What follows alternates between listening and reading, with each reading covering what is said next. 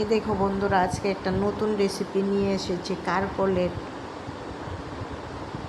ঝাল।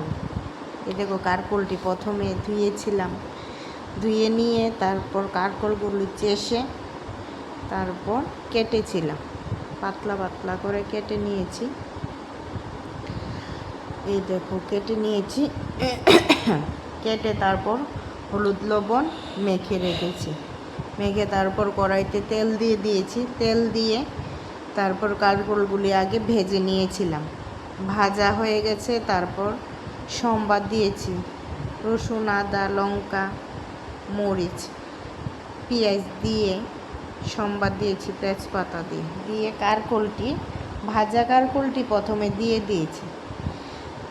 তারপর কষানো হয়ে গেছে, তারপর ঝোল দিয়ে দিয়েছি।